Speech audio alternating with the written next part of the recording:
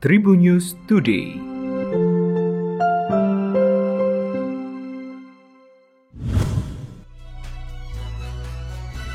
Tribuners, Anda tengah menyimak informasi terkini yang kami rangkum dalam Tribun News Podcast. Untuk berita nasional dan berita pertama kami, Presiden Jokowi memimpin rapat terbatas PPKM di kantor Presiden Jakarta pada Senin 4 Juli.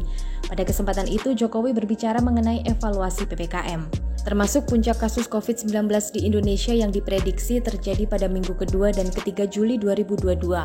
Presiden meminta agar capaian vaksinasi booster terus ditingkatkan. Pada kesempatan itu, Presiden Jokowi meminta agar vaksinasi booster jadi syarat perjalanan menggunakan pesawat terbang. Booster ini akan dipakai sebagai syarat perjalanan dengan alat transportasi lain pula. Selain itu, booster juga akan dipersyaratkan untuk berbagai kegiatan yang melibatkan masyarakat banyak. Secara umum, Presiden Jokowi meminta agar capaian vaksinasi dosis pertama, kedua, dan booster supaya terus ditingkatkan. Kepala negara menambahkan capaian vaksinasi COVID-19 dosis kedua di beberapa daerah di luar Jawa Bali masih di bawah 50%. Contohnya di Maluku, Papua Barat, dan Papua. Sejak melakukan invasi ke Ukraina pada 24 Februari lalu, Rusia untuk pertama kalinya mengakui mereka kehabisan senjata. Kremlin diketahui membuat rancangan undang-undang federal yang memungkinkan Rusia memperbaiki senjata dan peralatan secara cepat.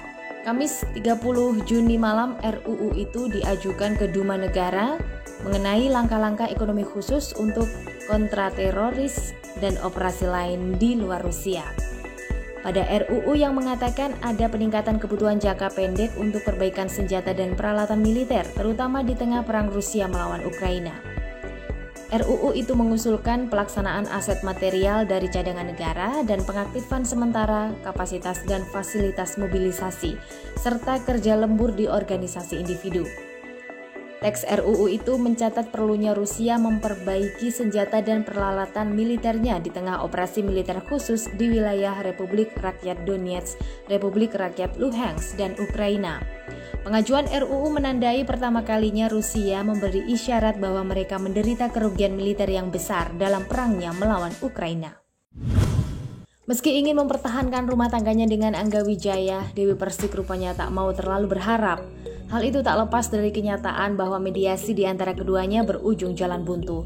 Dewi Persik pasrah kalaupun ke depan hakim memutuskan status pernikahannya dengan Angga berakhir.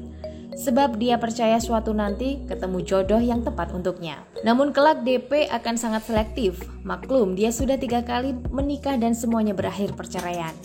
Meski berat, tapi DP menyerahkan semuanya kepada Tuhan. Ia hanya bisa menghadapi karena merasa tidak bersalah atas konfliknya dengan Angga. Untuk kabar sepak bola Tribuners, Mikel Arteta merasa kegirangan dengan keberhasilan timnya Arsenal mendatangkan Gabriel Jesus pada bursa transfer Liga Inggris. Kesuksesan Arsenal ini meresmikan Gabriel Jesus membuat Mikel Arteta semakin positif menatap kompetisi Liga Inggris di musim depan. Apalagi Gabjes merupakan tipikal striker yang dibutuhkan Arsenal setelah kepergian Lacazette dan Aubameyang. Biaya Gabriel Jesus mencapai 45 juta pounds. Ex-penyerang City itu akan menggunakan nomor punggung 9 di Arsenal. Jesus merupakan salah satu striker terkemuka di Liga Premier dalam beberapa musim terakhir. Dia berhasil mencetak 95 gol dalam 236 penampilan di semua kompetisi selama 5 musim bersama City.